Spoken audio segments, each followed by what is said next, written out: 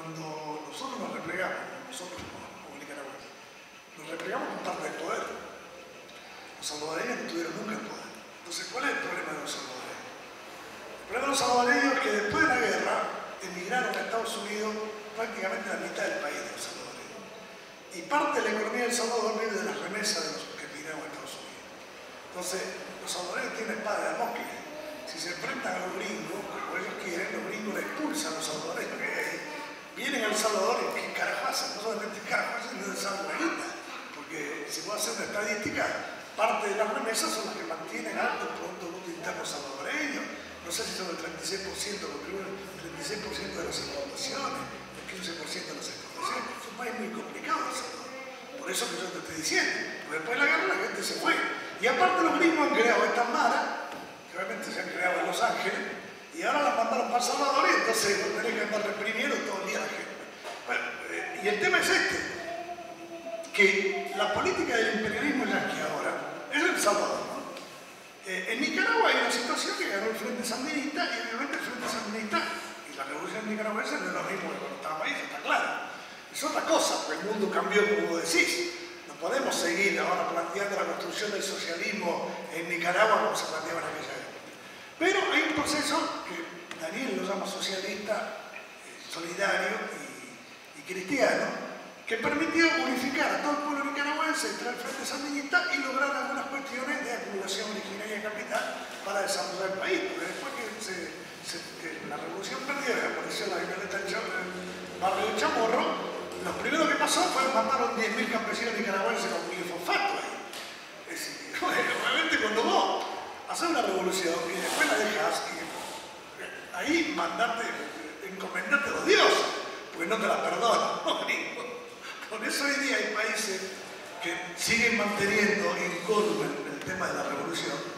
Países como Corea, que se pueden discutir todo lo que se puede discutir, pero si echan para atrás, desaparecen de más. No puedo asegurar que desaparecen de más. Entonces, los NICAP han podido bancarse todo eso y hacer un proceso que, si bien no es un proceso que va al comunismo, es una transición a través de la acumulación originaria hacia un socialismo de nuevo tipo. Con una guerra civil en el medio, después de tomar el poder los sandinistas. No, por eso, pero ahora no hay guerra civil. En Nicaragua no hay guerra civil, hay una oposición que obviamente el movimiento de renovación sandinista, que está opuesto a Daniel Ortega, e interna como hay acá, como en todas partes. Las internas son parte de la vida hoy día, ¿no? Cuando hay un enemigo concreto que combatir, entonces nos peleamos entre nosotros, eso es más real que no sé.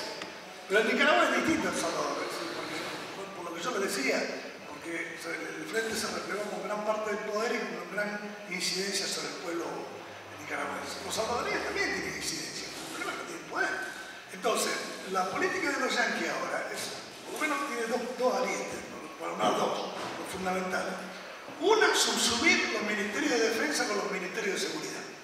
A partir del golpe de Estado en Honduras, que fue el nuevo ensayo, se subsumió el Ministerio de Defensa con el de Seguridad. Y a partir de ahí, después apareció el levantamiento policial en Brasil, que tuvo que llamar a Dilma Rousseff, a los militares pararlos. Apareció el levantamiento policial en el Ecuador, que tuvo que llamar Correa a los militares para pararlos. Acá se está llamando a los militares a combatir el narcotráfico. Entonces, eso, la subsunción del Ministerio de Defensa con el Ministerio de Seguridad implica volver a meter los milicos en la vida interna. Ahora con el cuento del narcotráfico, del caos, del mundo de la delincuencia organizada. Esto proviene de algo, es decir, la organización de inteligencia que más está laburando en las conspiraciones de estos y de otros gobiernos es la DEA hoy, es la DEA. Bueno, acá el narcotráfico está manejado por la DEA, no jodan. Acá los narcotraficantes no vienen ni del Espíritu Santo, ni vienen de debajo de la tierra, es la DEA. Y por eso los gringos están largando la idea de Snowden, de NSA, CIA, qué sé yo, porque todo el mundo ve los escucha que hacen en el cielo, que está todo bien, pero no hablan de la DEA. Todos los que hablan en contra del narcotráfico acá para joder al gobierno, porque puede ser que el gobierno lo hacen culpable, no hablan de la DEA. Y la DEA está manejando esto. Y le voy a poner un caso de México. En México hay un grupo que se llama los Zetas. Me imagino que ustedes lo conocen. Estos Zetas son grupos paramilitares conformados por miembros o exmiembros de las Fuerzas Especiales de Operaciones. Las Fuerzas Especiales de Operaciones han sido creadas por los gringos y recreadas en 1985 por Bush padre, en el documento Santa Fe II, para la guerra sucia. ¿Cuáles son las dos bases? ¿Qué son las fuerzas especiales? Son fuerzas de sabotaje, inteligencia, contrainteligencia. Las dos patas de las fuerzas especiales son la guerra psicológica, la acción psicológica y la inteligencia. Así funciona. Entonces, el tema es que en México han creado estos Zetas, ex miembros de estas fuerzas especiales que han sido penetrados por la DEA, y ahora mismo apareció el jefe de los Zetas, Treviño, siendo un informante de la DEA. Ahora, ¿dónde nació Treviño? En Laredo, en Texas. ¿Qué pasa en Laredo también, aparte de Treviño? Se creó, en el 2005, se creó un programa ahí que se llama Gun Runner, que terminó siendo el programa Rápido y Furioso.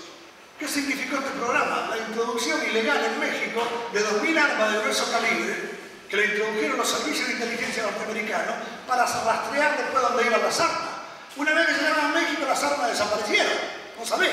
Entonces, aparecieron cuando mataron con esas armas a 2 oficiales de inmigración norteamericanos. Y ahí se fue la investigación y los que la habían introducido eran los yanquis sin acuerdo ni conocimiento de las autoridades mexicanas y los servicios de inteligencia mexicanos. Y ahora, la tercera pata, para entender lo que es esto, es un diputado que se llama Henry Cuellar, que también nació en Laredo, el lugar donde nació Treviño, donde nacieron el Gun Runner y donde nació Cuellar, ¿qué hace en la Cámara de Representantes norteamericanos? Se encarga de la inteligencia en fronteras y del control de armas en fronteras. Entonces, ¿qué planteó Cuellar hace poco? Dijo que la privatización de Pemex significaba generar entre México, Estados Unidos y Canadá un nuevo Medio Oriente. ¿Esto qué quiere decir? Que la DEA está extorsionando al gobierno con la desestabilización y con el caos, y después le exigen que el gobierno entregue lo que el gobierno no quiere entregar. Y si no, no puede gobernar. Ese es el problema. ¿Cómo gobernar? Acá mismo en Rosario se volvió un ojo al edificio. ¿Y quién carajo lo tiene el edificio? El Espíritu Santo, tío. Cayeron unos pibes de una cosa ahí, de un campo un coso de diversión.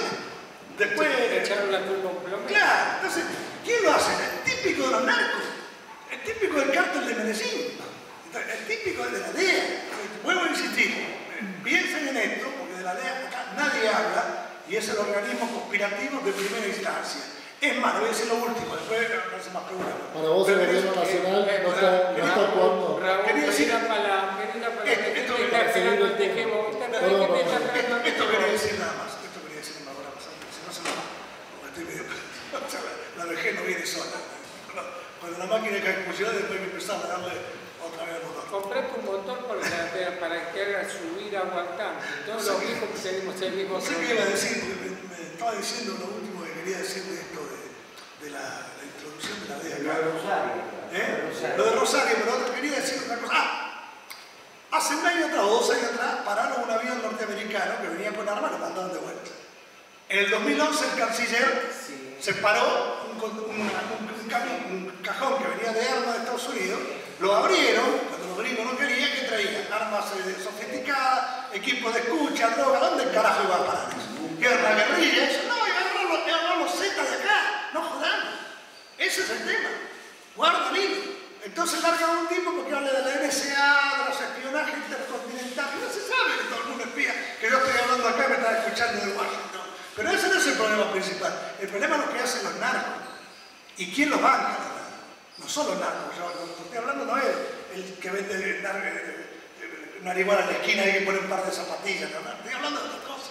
Entonces, esa es la nueva política de los gringos. Subsumir los ministerios de defensa y seguridad y hacer conspiraciones a través de los narcos que los dirige la Drug Endowment Agency. Exactamente. Eso quiere decir. Silvia.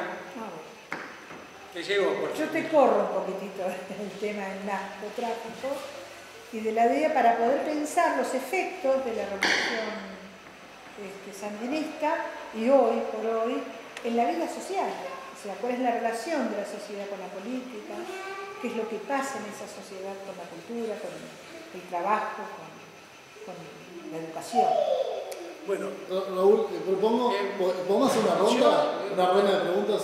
Raúl, la gente se va anotando. Yo, a pesar así de que no todos, me llegue, no sé. sí van a llegar todos. ¿Cuánto tiempo hay? No sé cuánto, pero Silvia estuvo esperando, Juan que está al lado de él estuvo esperando, después le toca al chico que está detrás tuyo, después le toca a vos. permitir que seamos breves. Y después los que se vayan adoptando se les da la posibilidad de hablar. No se le puede dar micrófono a Silvia para que pueda escuchar. Sí. Claro. Pero yo ya la hice la pregunta, ella lo que dice es que está pasando en Nicaragua. Ah, vos me escuchaste. No, lo que dijo Está viejo y está sordo, Jorge. Repetí la pregunta. Lo que dijo ella es que está pasando en Nicaragua en la relación entre la sociedad, con la juventud, con la política, con la economía, si la gente participa. Bueno, Nicaragua está ahora incluida en el ALBA, la alternativa bolivariana de Norteamérica. Está recibiendo obviamente petróleo de Venezuela. Eso le permite desarrollar determinadas industrias, determinados funcionamientos, porque todo funciona con energía, que le permite aumentar el nivel de empleo, dar mayor cantidad de empleo. Ahora con el canal interoceánico dar mayor empleo, para 15.000 empleos, ya creo que mucho más.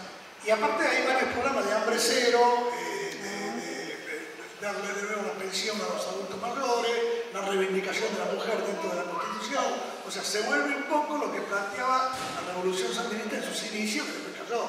Y hay una relación, la gente que está participando en política a través de los comités sandinistas, que ahora se llaman de otra manera, a través de organizaciones sociales.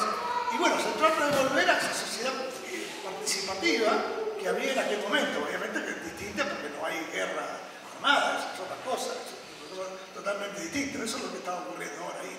No sé si vos querés saber otra cosa. No, está bien porque, digamos, uno puede decir que es concomitante al proceso latinoamericano. Exactamente. Sobre todo en los países del ALBA. Juan. Dos aclaraciones para hacer la pregunta. En primer lugar, si tenemos que tomar el proceso de Che Bolivia, hay que anotar también el tema de la traición del PC boliviano al Che, para entender todo el proceso de Bolivia. La traición del PC boliviano al Che. ¿Sí? Esto vale una acotación, pues no toda culpa tuvo el Che, el PC boliviano también tuvo. ¿Sí? Bien. En segundo lugar, en lo personal yo tengo mucho respeto a aquellas personas que actuaron. Con errores o no, pero actuaron y se comprometieron, más allá de teorizar. Y eso me parece que es valiosísimo. ¿Sí? Y Rodolfo Walsh también plantea este cuestionamiento permanente entre el trabajo intelectual y la acción concreta, que es el hacer. En este proceso, si bien las revoluciones no son exportables, Latinoamérica fue marcado por las revoluciones, ¿sí? Y por un caso muy particular que fue el caso chileno.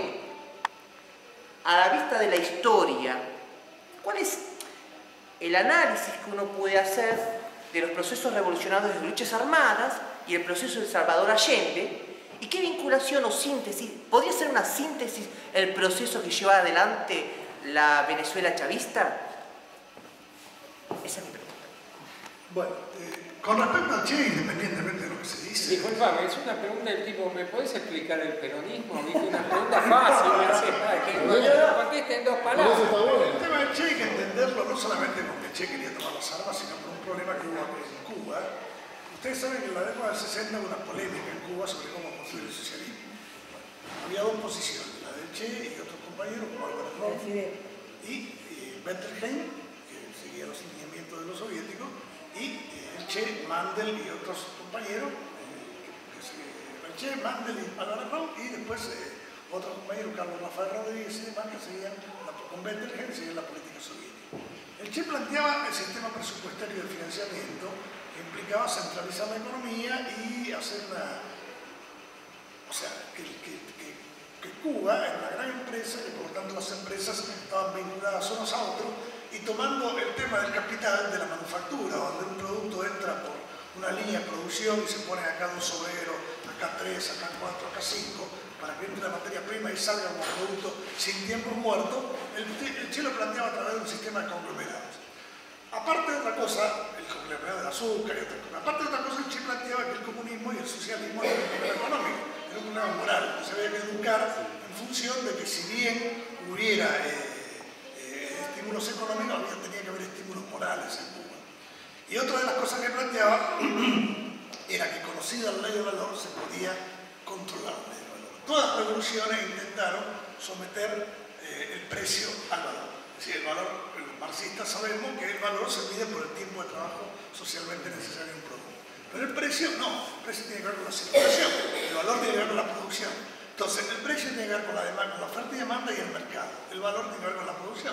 Si vos tenés una economía planificada, podés someter el precio al valor y tener precios de producción que no tienen que ver con la economía del mercado. Eso es lo que planteaba Chile. Los soviéticos planteaban que para construir el socialismo cada empresa tenía que ser independiente, el Banco Central tenía que prestar interés para lograr lo que se llama la rotación del capital. La rotación del capital es que cuando entra uno con dinero compra una mercancía especial que es fuerza de trabajo y medio de producción, y en el proceso productivo que Marx llamaba P, se produce una mercancía no solamente diferente en calidad, sino en valor. Y esa mercancía después se vende y ese plus se utiliza otra vez para comprar capital variable y fuerza ¿cómo se llama? Y herramienta, ¿cómo se llama? Medio de producción. Entonces, eso se llama rotación del capital. Cuando el capital se va reproduciendo, a diferencia del capital comercial, que tiene una fórmula que es M de prima, en el capital comercial la fórmula del capital es D M de prima, o sea, es vender, comprar para vender más caro.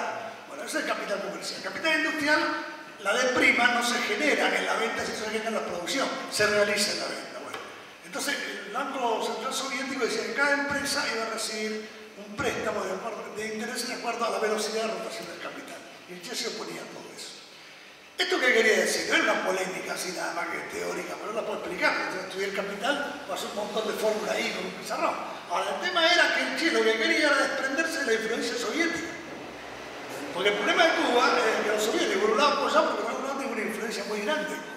Entonces, la única forma de salir de la influencia soviética es haciendo la revolución en el resto de los países latinos, de América Latina, para no aislarse.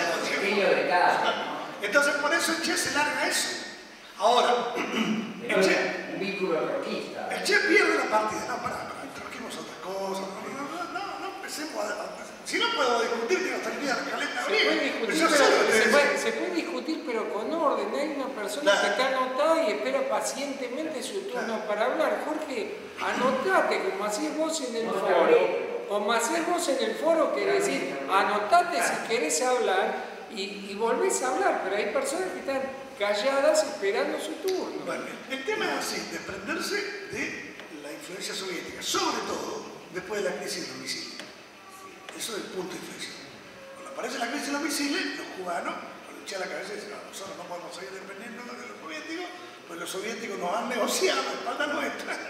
Eso ya pasó en la Guerra Civil Española, cuando obviamente se plantea, y eso sí, no sé si es trotskismo o no, pero obviamente yo creo que hay un pacto entre Stalin y Roosevelt, en función de que Stalin dice, bueno, nosotros no hacemos la revolución acá, no te jodemos tu patio trasero, pues la revolución en España implicaba, si se producía la revolución en España, ¿dónde iba a influir? En Alemania, en Inglaterra, no, acá, en América Latina iba a influir, carajo, nosotros somos hijos de España. Entonces el patio trasero de los gringos, entonces negociaron hacer la revolución y dijeron, bueno, acá no se negoció, nosotros no nos metemos con ustedes, dijeron los gringos, y ellos dijeron, nosotros tampoco nos metemos con ustedes en el tema de la revolución española. Lo mismo pasó con los soviéticos en ese sentido. Bueno, mi interpretación, ojo, yo no soy Nostradamus, pero he estudiado bastante el tema. Entonces, después de lo que pasó en el 62, se plantea, obviamente, recibir apoyo de los soviéticos, pero vincularse más a América Latina. Entonces, pues, la única forma de salir de la órbita soviética, sin romperlo, pero salir de la órbita, es hacer la revolución en nuestra América Latina. Entonces, ahí donde el Che plantea esto de, como se decía, exportar la revolución. Lo que pasa es que había fuerzas internas en Cuba que no querían eso. Y el Che, yo creo que no solamente él, como decir, metió la pata, sino que el equipo de inteligencia que actuó ahí no actuó bien. Y digo nada más que esto, punto, no quiero meterme más en este tema. A buen entendedor, Escalante, ¿no? Escalante de otra historia. A buen entendedor, pocas palabras lo que dijiste. Ahora le toca hablar a un compañero que yo lo voy a presentar como yo lo conozco por el Facebook. Él es el doctor Sanata, con una imagen de la nata vestido de zorro. En todo caso, que él diga su nombre, porque yo sé que es el doctor Sanata. Perdón, y así no me contestaste la pregunta. Me parece que quedaba algo más. Claro, la pregunta es, viviendo el proceso de Salvador Allende, viviendo la proceso revolucionaria de las luchas armadas, es decir, podemos tomar el proceso del chavismo en Venezuela como un proceso de síntesis de esa experiencia de Salvador Allende y esa experiencia de las luchas armadas. Es un proceso democrático, pero hay milicias populares en Venezuela hay ejército popular, vos ves desfilar el ejército venezolano y socialismo muerto, ¿no? El ejército que grita eso. No es un ejército pinochetista. Claro, A eso decir. ahora, que el imperialismo está tratando de meter cuñas ahí, está trabajando en la desestabilización, en el desestablecimiento, está haciendo lo mismo que quiere hacer con Allende, pero Venezuela no es el Chile de Allende. Ya algo se ha aprendido, no han aprendido solamente ellos, hemos aprendido también nosotros. Ahora, ¿qué va a pasar? Obviamente, bueno, cada uno de nosotros sabe lo que tiene que hacer, pero yo tampoco soy mago. Si fuera mago, no sé, en la esquina... Está más cerca de ser Mao que mago. Bueno, me estaba contestando la pregunta. de Marcelo Leguizamón y simplemente soy un trabajador asalariado que trata de entender el pasado. Yo quería preguntarle con respecto a la revolución, sabiendo que la contrarrevolución estuvo de un primer momento, supongo. ¿Cuándo se dieron cuenta que no se podía proyectar más la revolución teniendo en cuenta el bloqueo y la guerra constante, porque tenían una economía de guerra, supongo, ¿no? ¿Cómo se planteaba la construcción, cómo se puede plantear la construcción de un país, o si se puede, estando constantemente en guerra con algo tan grande? ¿Y cuál era? De Nicaragua. De Nicaragua. ¿Y cuál era la idea de ustedes? ¿Cuál era la esperanza de poder formar un país igualitario o desarrollar el país? Si tenían alguna idea o si se hablaba de cómo se puede teniendo semejante monstruo tiburón en la costa, digamos. Durante la época que nosotros vivimos ahí, la idea era construir una transición al socialismo en Nicaragua. Es más, nosotros el 1 de marzo se cantaba la Internacional. Ahora mismo se canta la Internacional. Ahora mismo. Es uno de los pocos países que canta la Internacional. Y otro más que canta la Internacional es Bolivia. Yo fui hace poco a una cumbre, el tema de Bolivia es un tema interesante porque hace 2 años yo fui a un panel, hace cuántos años atrás, donde decían que en Bolivia jamás se podía producir una revolución. Y dije, ustedes están totalmente equivocados. La primera revolución socialista que reconoció va a ser Bolivia. Vamos, están locos, los bolivianos vienen acá, laburan por lo más. Ustedes no conocen al pueblo boliviano, no conocen la clase obrera boliviana, no conocen las experiencias bolivianas, no me equivoqué. El reconocimiento del socialismo comunitario es Bolivia. Entonces, el tema de nosotros, cuando estábamos allí, plantearon una transición al socialismo. Pero ¿qué pasa? Que para un país como Nicaragua, si vos no tenés retaguardia internacional, como cualquier país, como Cuba mismo, ¿cuál es la retaguardia internacional? Te guste o no el campo socialista y la Unión Soviética, es así. Cuando la Unión Soviética se viene abajo, muchachos, bueno, cada uno queda colgado de la brocha. ¿Viste? Entonces cada uno hace lo que puede. Cada uno hace lo que la verdad es así. Ahora, que después los soviéticos hicieron esto para después ahora volver otra vez. Otra historia, ¿no? En su momento lo analicé y me dijo, estás loco también, ¿cómo decís? Acá no se pega un país de un día para otro. Y entonces yo creo que los soviéticos estúpidos no son, no han sido estúpidos. Yo estudié, cuando la Unión Soviética se autodisuelve, lo primero que me pongo a estudiar es estrategia militar soviética, americano Sokolovsky. Y veo algunas cosas ahí que, bueno, se están dando a lo largo de la historia de los soviéticos que vuelven a darse. No voy a esperar ahora sobre el sobre. Pero la Unión Soviética se cayó. Entonces, obviamente, nosotros tenemos que dar marcha atrás como de los salvadoreños, los guatemaltecos, todo el mundo. ¿Qué va a hacer? La única guerrilla que dio un pie fue la FARC. La FARC y el ELN en Colombia. Porque tiene una larga tradición de lucha. Y bueno, y son guerrillas aparte que no estaban vinculadas. La FARC nunca estuvieron vinculadas al Partido Comunista Cubano, sino a los soviéticos. Eso hay que entenderlo también, que fueron formados en la Unión Soviética, no en Cuba. El tema de Cuba es que se hacía necesario romper ese cerco y, como diría algún, exportar la revolución. ¿Qué otra cosa le quedaba? Como no pudieron hacerlo, tuvieron que someterse a la política soviética de esto que yo les decía, el sistema económico. ¿Existencia pacífica? No, pero eso sí, eso es lo militar. Pero yo le decía que Che tenía el sistema presupuestario de financiamiento y el otro sistema de cálculo económico. O sea, llegar al socialismo con base en el capitalismo. Los cubanos tuvieron que llegar a esto hasta el año 86. En el 86 empiezan a renovar las teorías de Che, porque se dan cuenta que la economía no puede funcionar así. Y empiezan a sacar todos los libros sobre el Che. Estos libros que nosotros conocemos, sobre las polémicas del Che en los 60, empiezan a sacar los pueblos a partir de la época del 80, y no lo digo yo, lo decía Fidel. En una entrevista que le hace Tomás Borges, un grano de maíz, dice, a partir del año 86 nosotros nos damos cuenta que la economía así no funciona, empezamos a renovar, a sacar libros sobre la teoría del Che del sistema presupuestario de financiamiento. 4 años después se mira el carajo de la Unión Soviética, bueno, ahora cada uno hace lo que puede. ¿Viste? Los cubanos no pueden plantearse eso. Por eso ahora han liberalizado la economía. Bueno, hay cosas que se pueden criticar, pero hay que criticarlas teniendo en cuenta la realidad, no solamente sino la que circunda, porque si no, vamos a creer que la voluntad de los representantes no puede, hay leyes. Aparte, cuando cae la Unión Soviética también, todo el mundo se pone a llorar. Yo me acuerdo en el partido, yo no estaba militando en el partido, pero tenía mucha relación con el Partido Comunista. Había que llegar sábana de, no sé, de 500 metros para las lágrimas que había. Y yo escribí una nota en propuesta que tenía en el partido diciendo que la historia no solamente iba para adelante, sino iba para atrás. Y Lenin tiene un trabajo que se llama Un paso adelante y un para atrás. Y la dialéctica marxista, que habla del desarrollo de la espiral, cuando habla de una espiral, la espiral hace así, y después sigue para adelante, después vuelve para atrás también un momento. ¿No es cierto? Entonces, la historia no es lineal, es dialéctica. Entonces hay que entenderlo así. Y no es una justificación que uno tiene en un momento de crisis, sino porque un revolucionario tiene que entender la realidad. Si no lo entiende y no entiende la teoría revolucionaria, no puede hacer la revolución. No es cuestión de tirar tiros y nada. Esa es la cuestión, no sé si te queda claro. Sí, sí. El turno de Lisandro. ¿Vos te quedás claro? Pero no, este me parece, ¿no? Te van a matar. No, después le toca el vencedor. Dale, Lisandro. Buenas noches. Una pregunta. Usted hizo varias veces acotación a que sin una retaguardia mundial, seguir un proceso revolucionario que se estaba siguiendo en Nicaragua en ese momento, hoy no es posible, digamos. Bueno, ¿cuáles eran los aportes, los que puedo mencionar, digamos, los aportes concretos de esa retaguardia mundial al proceso nicaragüense?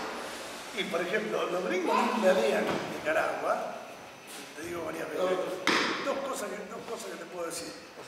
En el año 81-82, los yanquis, ustedes saben que tiene una base en Sotocano, que en Honduras, que es la más grande de toda Centroamérica. La Fuerza Aérea Hondureña es la más poderosa que hay en Centroamérica.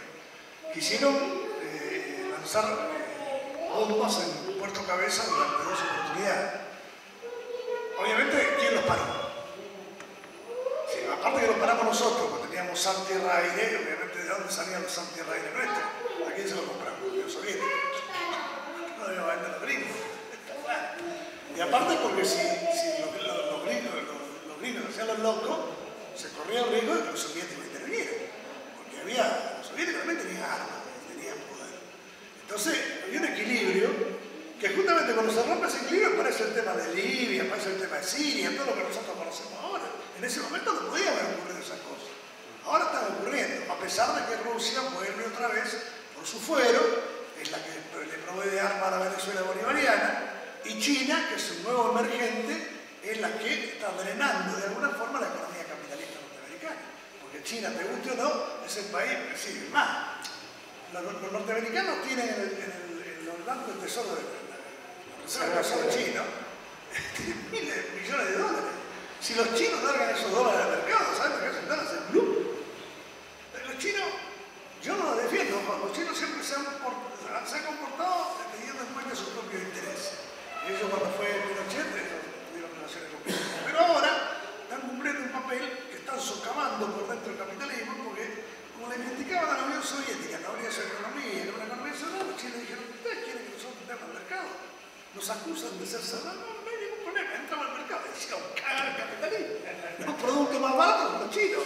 Los yanquis ahora no producen nada, compran productos chinos, le agregan un 30% de valor agregado y lo venden como si fuera un 100% lo fabricaron ellos. Todo lo que nosotros consumimos es prácticamente chino. Entonces, la producción norteamericana prácticamente es muy baja. Y la economía norteamericana está en crisis. Está en crisis por la burbuja financiera, está en crisis porque el dólar es una moneda que no representa lo que es. O sea, el dinero representa un valor de uso. Este vaso tiene 3 días de producción. Bueno, vale el valor de 3 días de producción. Supongamos que esto sean 100 pesos. Bueno, acá 100 pesos representan este vaso. Pero si yo lo produzco más vaso y sigo emitiendo peso, ¿a quién carajo representa los pesos? Papel. ¿Qué es lo que pasa con el dólar? Es decir, la gran inflación que hay en el mundo la producen los yanquis porque emiten dólares sin tener en cuenta los valores de uso que representan esos dólares. Entonces hay una burbuja inflacionaria en el mundo que está explotando ahora. Y que justamente para bancarla, Europa se convierte en una colonia de ellos, una serie de cuestiones. Pero eso es lo que pasó, digamos. Tener una retaguardia internacional no te permite seguir manteniendo cierta estabilidad, de alguna forma, que cuando no la tenés en el plano militar, pues nada, es más difícil. En Nicaragua, ¿cómo hacíamos nosotros para enfrentar el imperialismo poderoso de la tierra con los secados de la Unión Soviética? Nosotros combatíamos con armamentos que venían del bloque socialista, no es así, no jodamos, es así. No, el armamento del campo social, al principio no, era lo que le habíamos relatado a los guardias, que Agaran, había Galil, porque los israelíes habían vendido Galil, a la EBI, pero después empezaron los M52, que eran las armas de las milicias, que eran armas checoslovacas. La M25 era una subametralladora checoslovaca, después aparecieron los AK. O sea, todo era así. Entonces vos te quedás sin eso, ¿y qué haces? ¿Cómo los enfrentás? Primero no los podés enfrentar económicamente, porque el campo socialista, te guste o no, daba crédito a largo plazo. Desapareció, lo mismo cubano. Tuvieron que comprar el petróleo. Ustedes saben lo que fue el periodo especial de Cuba. Entonces es muy difícil mantener eso. Ahora hay un equilibrio, pero y aparte los yanquis están en crisis. Pero no están en crisis porque hay un enemigo que nos está jodiendo. Están en crisis porque también la falta de enemigo en un proceso dialéctico hace caerte vos también. Vamos a la boca, o es un remolcador, ¿no es cierto? Que remolca un gran barco. Bueno, se rompe la soga que remolca el remolcador, el barco se para. Pero el remolcador ya se hace el club y se para. Es que tiene la fuerza. Entonces, eso hay que tenerlo en cuenta también en esta desaparición de la Unión Soviética. Los gringos se quedan sin enemigos. Y lo peor que les puede quedar pasar a un país. Contra los comunistas estábamos mejor. Claro, lo peor que les puede pasar a los yanquis es no tener enemigos, porque los yanquis viven de acuerdo al crecimiento del complejo militar industrial. Es lo que se llama el keynesianismo militar. Entonces, claro, entonces, ¿qué justificación tiene? Cuando una vez este Bush, el último bestia que tuvo ahí, el hijo del otro, dijo una vez que con Afganistán, dice, pero nosotros estamos gastando cohetes que valen $100.000 para voltear una tienda que vale $5. Tiene sentido. Lo que pasa es que si el complejo militar industrial norteamericano se para, la economía norteamericana se va al carajo. Porque lo que da empleo es el complejo militar industrial. Y el keynesianismo militar, ¿qué quiere decir? Que cuando no hay mercado, porque está en crisis, el mercado está en crisis, no hay consumo, hay superproducción, hay inflación, el Estado se convierte en el mercado cautivo del armamento. Y si vos fabricás un hospital, bueno, vos producís un hospital y tenés un montón de obreros que laburan, pero el hospital a los 2 años sigue funcionando. Y tarda 10, 20, 30, 40 años estar ahí. Pero un arma no. Cuando vos producís armas, el arma a los 2 años, como tenés otros que producen armas, se vuelve obsoleta. Entonces seguir produciendo armas. Entonces eso permite seguir manteniendo el nivel de empleo y seguir manteniendo el complejo militar industrial. Pero para producir armas del calibre que producen los gringos necesita un complejo militar industrial enfrente muy grande que nadie lo tiene. China no tiene portaaviones, tiene un solo portaaviones. Conflictos. Entonces, ese es el gran problema que tienen ellos. No voy a decir que nosotros estemos en las mejores condiciones. Obviamente hay situaciones, pero vuelvo a insistir, los revolucionarios siempre tenemos que entender cómo viene la realidad y cómo poder aprovechar, como en el judo, la fuerza del enemigo, por lo menos, bueno, cosas. No sé si te respondí la pregunta. Bueno, turno de Raúl Kirchner. Bueno, también sobre la actualidad y comparando estas dos épocas de Sudamérica, porque, bueno, también, Latinoamérica, aunque hoy en día Centroamérica se queda atrás en el eje de cambio, Centroamérica se queda totalmente atrás, lamentablemente. Vos, como conocés mucho Centroamérica, te quería preguntar, ¿vos tenés contacto con gente en Centroamérica ahora? Sí, ¿no? ¿Mantenés en Nicaragua? Ese libro, el prólogo lo hizo la embajadora de Nicaragua. Buenísimo.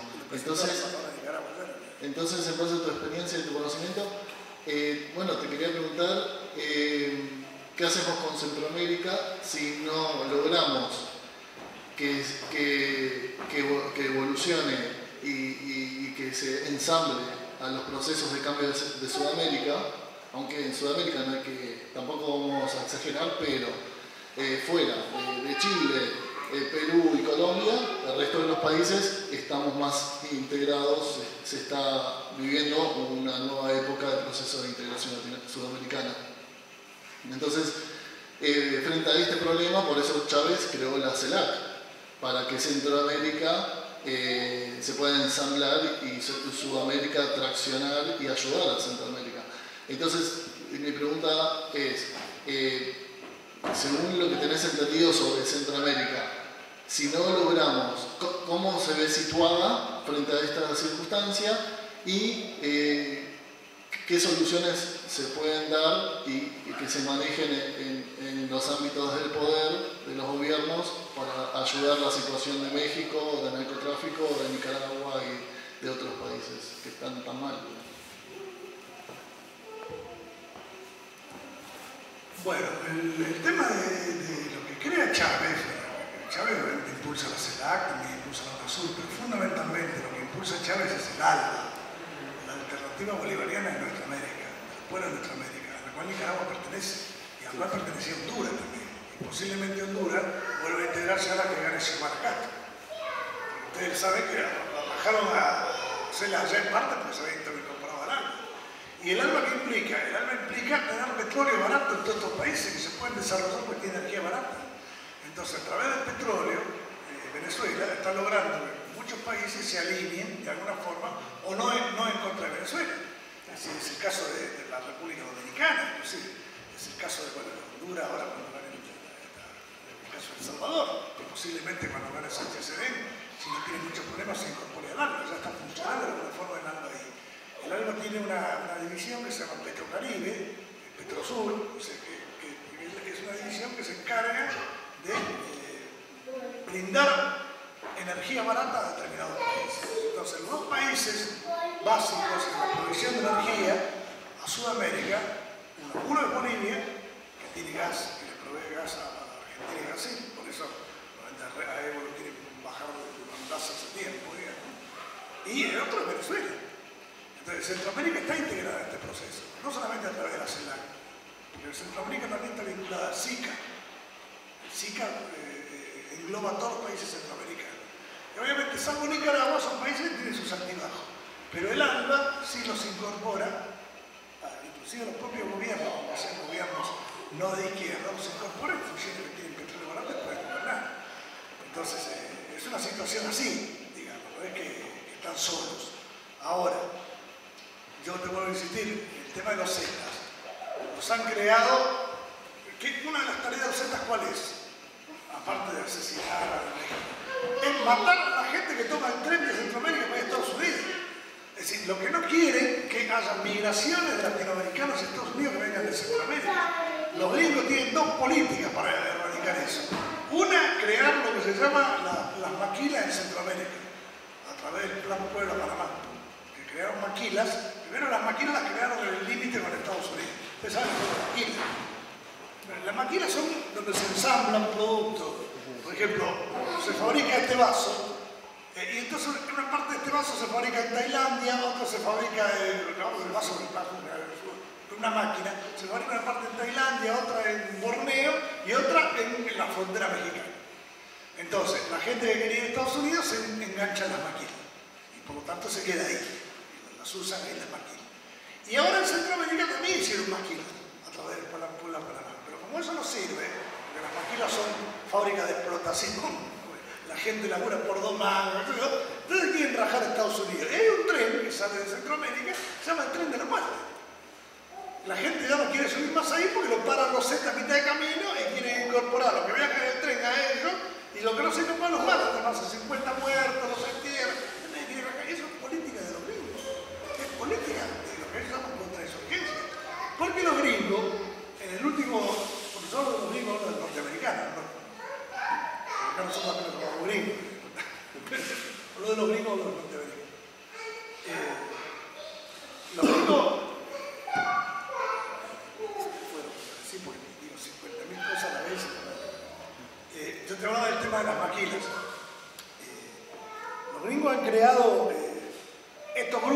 digamos, para evitar que... entonces lo digo así, no tengo que asociar. Hay un documento que se llama Documento Santa Fe 4. Los yanquis han creado el Pentágono, los asesores del Pentágono, de la Military Foundation, de las usinas ultraconservadores, han creado 4 documentos, al menos 3 conozco yo, el tercero no lo conozco, pero conozco el 1, el 2 y el 4, en donde habla de las políticas para el hemisferio occidental del imperialismo yanqui. Bueno, en el último documento, que se hizo en el 2000, en la época de Bush hijo, se plantean las 9D: defensa, demografía, deforestación. En la parte de demografía, los yanquis dicen que los latinoamericanos están invadiendo el territorio norteamericano. Entonces nos plantean 4 soluciones para esto: la liquidación, la integración, pero también plantean la liquidación. Porque no quieren, ellos dicen que si los latinoamericanos siguen entrando a Estados Unidos, va a ser un momento que los sajones van a ser minoritarios en cuanto a los latinoamericanos. La teoría de Huntington. Una visión de guerra de cultura. Quieren que la gente no entre ahí. Pero por otro lado, tienen un problema, que los que hacen los peores trabajos, los mal pagos, son los latinoamericanos. Tiene una contradicción. Hay un sector de la burguesía norteamericana que quiere que entren los indocumentados, y otro sector que lo quiere por cuestiones de defensa. Es decir, los sectores más reaccionarios en todo en términos de defensa, en términos de conspiraciones. En cambio la burguesía dice, bueno, entran los mexicanos, entran los salvadoreños, les pago 2 mangos, ¿viste qué carajo? Hay contradicciones ahí, son inenarrables. Pero los sectores más duros, más fascistas, digamos, han creado esto que yo te estoy diciendo, que es el Plan Bueno Panamá, las maquilas y estos Z para liquidar todos los que quieran irse de Centroamérica, quieran subir hasta Estados Unidos. Esa es la realidad. No sé si te respondí la pregunta. En Nicaragua, ¿qué tenés? Según tus amigos en Nicaragua, ¿tenés gente que esté con Ortega trabajando? Sí. ¿Qué te dicen de la situación? ¿Va digamos, ventajosa? El sandinismo, después de que perdió las elecciones, obviamente se dividió en parte. Hay un grupo que se llama Movimiento de Renovación Sandinista, que se opone a Daniel por una serie de cuestiones, pero que ese grupo está bancado por una fundación que está vinculada a su vez a la New Endowment Democracy, que es una fundación que banca la CIA. Entonces, no digo que todos los que están ahí sean de la CIA, pero están bancando la CIA. Pero la CIA hace estas cosas, la CIA se aprovecha de la fracción. Bueno, yo soy enemigo de la fracción, yo soy un enemigo acérrimo de la fracción, de cualquier tipo de fracción. Porque cuando vos te peleas, ¿no? Por ejemplo, tengo un grupo, ¿no? Ahora tenemos un grupo y nos peleamos nosotros. Siempre va a haber alguno que dice, bueno, tenemos que escindirnos. Y cuando se enciende la guita aparece de algún lado. ¿Y de dónde aparece? Siempre aparece en el mismo lugar. ¿Entendés? Entonces, eso es un consejo que le doy. Antes de fraccionarse, cualquier grupo político tiene que discutir hasta el día de las calendas griegas. Porque las fracciones es lo que le conviene a los gringos. Entonces, en Nicaragua ahora hay un sector que se opone a Daniel, independientemente de Daniel puede tener sus defectos. Pero yo estuve allá en el 2001, cubriendo las elecciones del 2001, y entrevisté a los candidatos del frente que querían enfrentarse a Daniel. Era atroz, el socialdemócrata, pero de la ultraderecha. Tipo, yo le pregunté a uno que había sido canciller en la OEA, ¿qué puede opinar del imperialismo? No, eso es una palabra de la Guerra Fría. ¿Qué me estás diciendo, loco? ¿Estás loco? Entonces, viste, yo, obviamente, yo ahora estoy haciendo un programa de radio, los viernes a la mañana, de 9 a 10, en una radio que se llama Onda Latina, Paso Chivo, digamos, 1010 Onda Latina, se llama Aquí Nicaragua Libre. Yo conduzco el programa y la invitada especial, la columnista especial, es la embajadora nicaragüense. Ahí se informa sobre todo lo que pasa en Nicaragua. Ustedes quieren saber qué pasa, ustedes escuchan el programa, va a pasar ahí todo lo que pasa, inclusive esta música clásica. Porque ahora le hago un homenaje a Carlos Martínez Rivas, que es un poeta surrealista nicaragüense, que está considerado uno de los mejores poetas centroamericanos, y en Nicaragua también, que es un hombre que vivió en París, vivió en varios lugares, y que escribe poesía surrealista, no poesía social, poesía de amor, pero es muy buen poeta. Entonces voy a pasar el viernes, mañana para homenajearlo, voy a leer 2 poemas de él y voy a pasar un tema de la caballería rusticana que se llama Alteza, que la canta Sara Brighton, que es una hermosura. No sé si lo escucharon alguna vez, si no, prendan la radio para ir a escuchar una vez. Es un tema de una ópera, porque nosotros los nicas no somos brutos. Cada uno cree que no. Allá en Nicaragua había, aparte de Martín de Río, había una orquesta sinfónica, y yo cuando trabajaba en La Voz de Nicaragua, en la otra época, tenía un programa especial los domingos, que hablaba de música barroca, música clásica, pasaba a Vivaldi conjuntamente con Mejía Godoy, pasaba a Telemann, pasaba a Giuseppe Tartini, hablaba del Trino del Diablo. Es decir, la cultura universal no es patrimonio de la burguesía, es patrimonio de los pueblos. Eso también hay que entenderlo. Lo bueno es patrimonio de los pueblos, es como comer un bife mierda, un bife loco. El bife loco nosotros tenemos que dejar la burguesía, lo tenemos con nosotros. Y nosotros escuchamos buena música o buena poesía, no importa que sea europea, yanqui o japonesa, nos pertenece a nosotros, porque de hecho es producto de la humanidad. La misa quiere ser de los mejores músicos. Vivaldi, que fue el músico veneciano por excelencia, que ahora en Venecia ni siquiera le dan bola porque la iglesia le hizo así, estudió para cura para tocar violín. Una vez que se recibió le permitió tocar violín, no dio nunca más misa y se dedicó a enseñar 30 años de violín en los hospitales de la Pietà, que era un asilo de huérfanos, y creó una orquesta de mujeres en aquella época. Entonces se llamaba Pierina del Violino. En las cuales se atendía además de la educación violinista. Aparte tenía dos amantes, la Nina y la María y la Nina Geró, que eran sopranos en sus óperas. Cuando en la ópera cantaban castrati, no se podía que las mujeres no daban bola, le cortaban un desagüe. Ahí cantaban los óperas de Vivaldi, cantaban mujeres. Y tiene una ópera de Vivaldi que se llama Montezuma, que reivindica la lucha de los indígenas contra México. Y la estrenó en 1739 en el Teatro San Angelo de Venecia. Y los venecianos no saben un carajo de esto. ¿Saben por qué? Porque la iglesia le hizo así a Vivaldi. Esa música le pertenece a toda la humanidad. No le pertenece ni a la burguesía, ni a la iglesia, ni al mongo picho. Era hijo de un peluquero, Vivaldi.